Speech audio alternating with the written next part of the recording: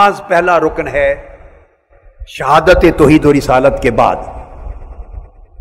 اب قرآن مجید کی سورہ العنکبوت آیت نمبر 45 اس کو پڑھیے۔ اللہ رب العزت نے ارشاد فرمایا وَأَقِمِ الصَّلَاةَ إِنَّ الصَّلَاةَ تَنْهَى عَنِ الْفَحْشَاءِ وَالْمُنکَرِ، فرمایا نماز قائم کرو۔ کیوں حکم دیا؟ نماز قائم کرو، حکم دیا کیوں؟ کہ نماز دو چیزوں سے تمہیں روکتی ہے۔ نماز قائم کرو، یہ حکم نماز کا جسم قائم کرنے کے لیے، اور نماز جن دو چیزوں سے روکتی ہے یہ اس نماز کی روح ہے۔ تو جو نماز نمازی کو ان دو چیزوں سے نہ روکے وہ نماز نہیں ہے، وہ مردہ جسم ہے۔ جو ان دو چیزوں سے جو نماز نہ روکے وہ مردہ جسم ہے، وہ نماز نہیں ہے، وہ زندہ نماز نہیں ہے۔ کون سی دو چیزیں؟ تنہا عن الفحشاء والمنکر، ایک فحشاء سے، اور فحشاء کہتے ہیں رذائل اخلاق،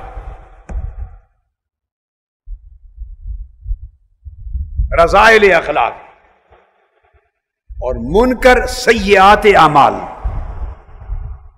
برے اخلاق کو فحشاء کہتے ہیں اور برے افعال کو منکر کہتے ہیں۔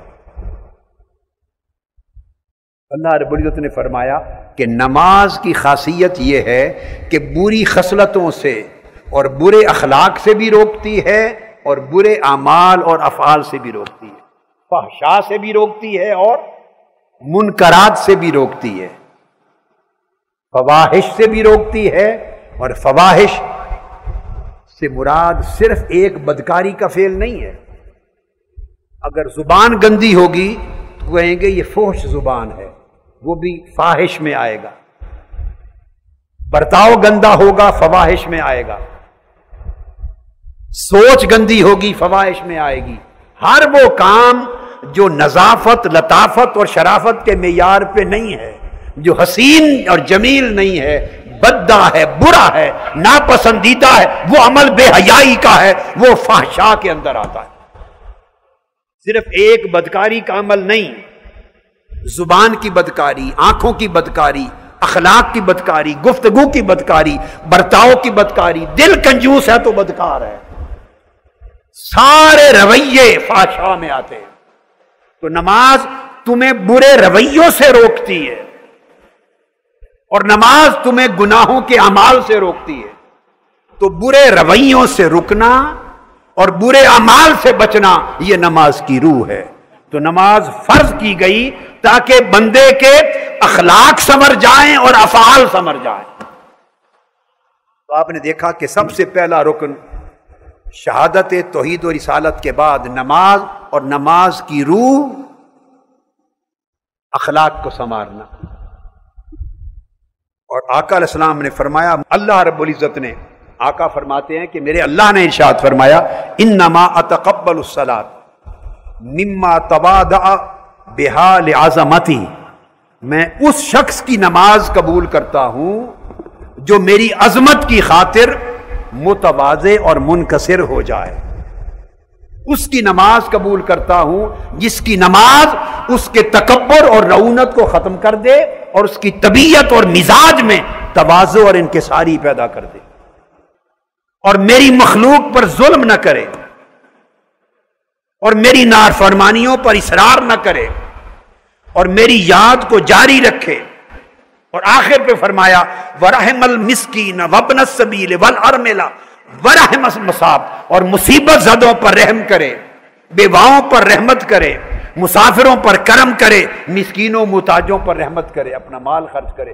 جس شخص کے اندر ایسے اخلاق پیدا ہو جائیں میں اسی کی نماز قبول کرتا ہوں۔ بقایا لوگ باقی تو نماز کے جسم کو اٹھا کے پھر رہے ہیں،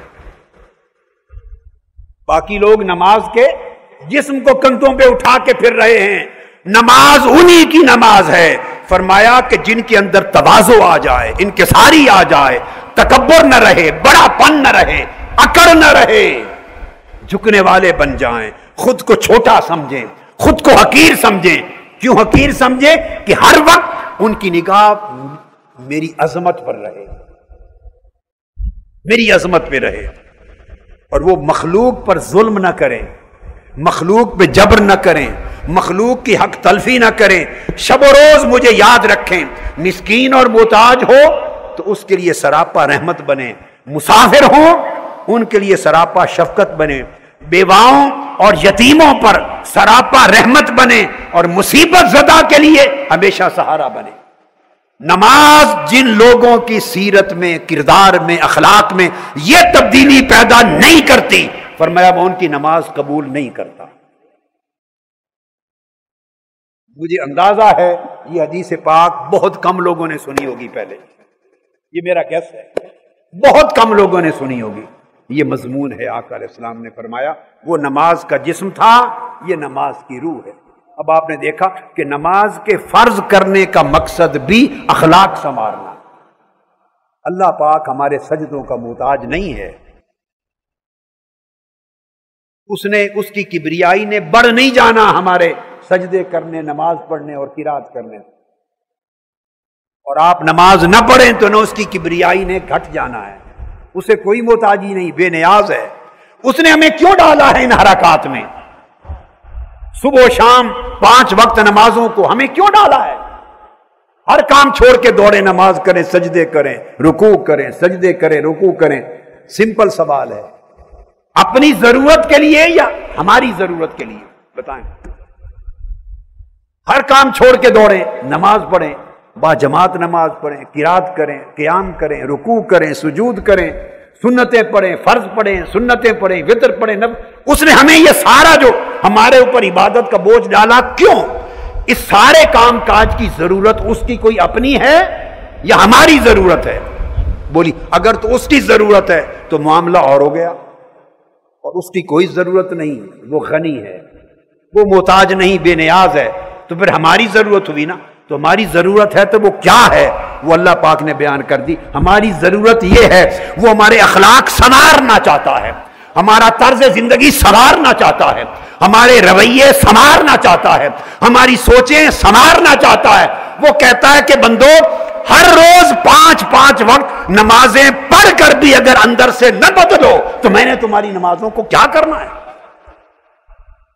میں نے تو نمازیں فرض اس لیے کیے ہیں کہ تم فحشا سے بھی بچ جاؤ اور منکرات سے بھی بچ جاؤ، تمہارے رویے بدل جائیں، تمہاری سوچوں کے انداز بدل جائیں، تمہارے طرز زندگی بدل جائیں، تمہارے شیوے بدل جائیں، تمہارے من بدل جائیں.